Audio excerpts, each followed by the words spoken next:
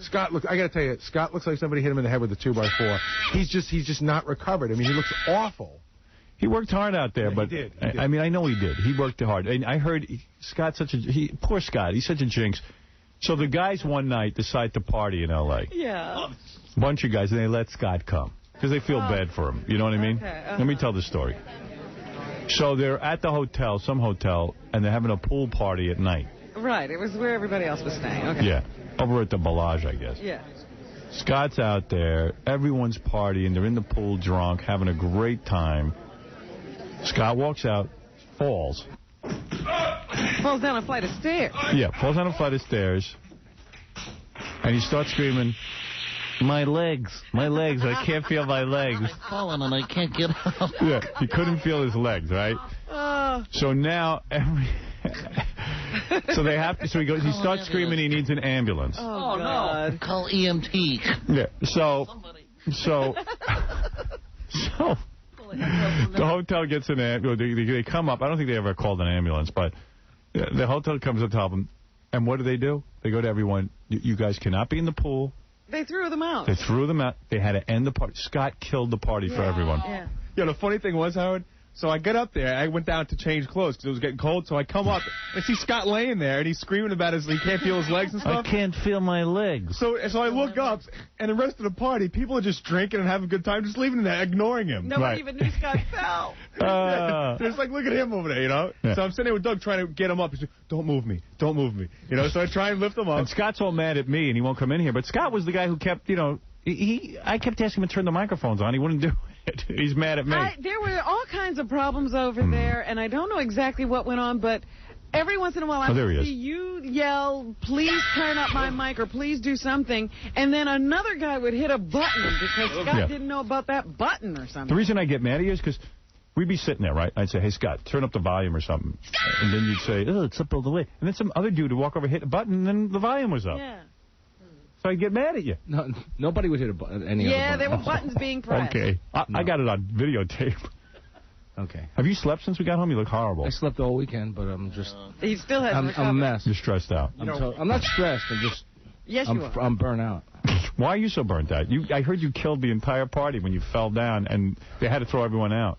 They stayed. I can't feel... How's your back? What do you mean they got thrown out of the... They got thrown out of the party. They got thrown out of the pool. I was told they stayed. No, they didn't. They got thrown out of the pool. Why do you mean they stayed?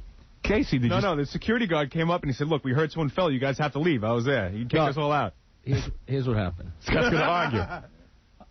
I'm not going to argue. All right. I was sitting there. I went in the hot tub. Then I went to go back to my room. It wasn't a flight of steps. It's 2 steps. Right. The whole thing is marble.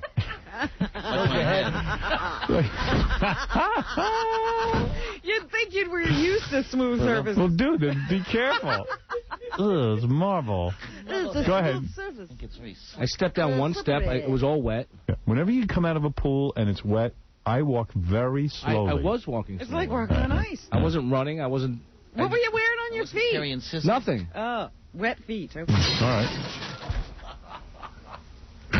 So what happened? You fell down. And I just cracked my back right on the edge of the step. Yeah. Ooh. And you couldn't feel your legs? I couldn't. I'm telling you. I must have hit a nerve or something because I'm still totally sore. Really? I can't feel my legs. Yo, Howard, if he would have hit his head, he would have checked out. I mean, that's how hard it was. My whole arm was, like... It's all right now. Totally, yeah, it's You're fine. My back is fine. Did they bring you a... No, they said, let's call an ambulance. I said, no, not necessary. Give me an ambulance. And somebody ran down and called hotel security. Right. Great. And that's when they threw you guys out of the pool. Yeah, the guy came up and said, we heard someone fell. You guys have to leave. I was just stunned. You know, I was like, it was like sharp pains going through my back. It's always really Scott. Funny. Scott ends the party. The one time you invite him. The one time you invite him to something, he ruins it.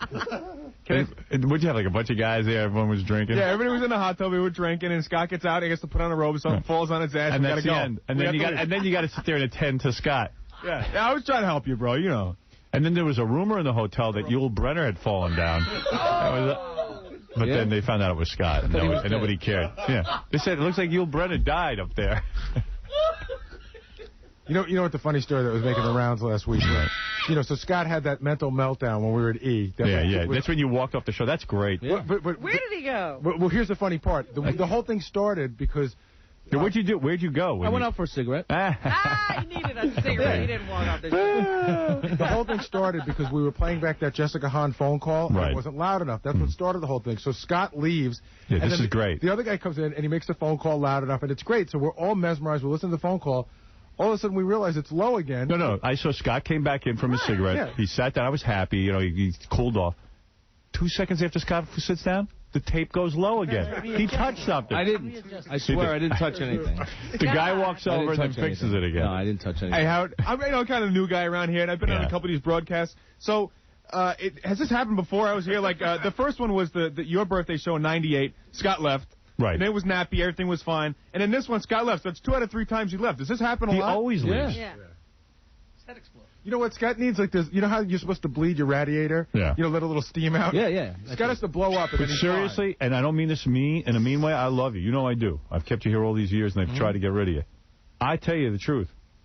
If we go on another trip, more trips? No, more trips. In fact, I'm planning for Scott. No, because, fine. I'll tell you why. That's fine. You don't need it. You don't need the aggravation. It's too much pressure for you. That's fine. We'll get another engineer. Not as good as you, but we'll get one. I was thinking that the way to handle this, Howard, is that Scott should really be the supervisor. Make sure that all the stuff is there and it gets set up the right way, and then we should get a different engineer. Yeah, out there. That way he can still be in charge of it, but not have to deal with the pressure. He doesn't even have to supervise.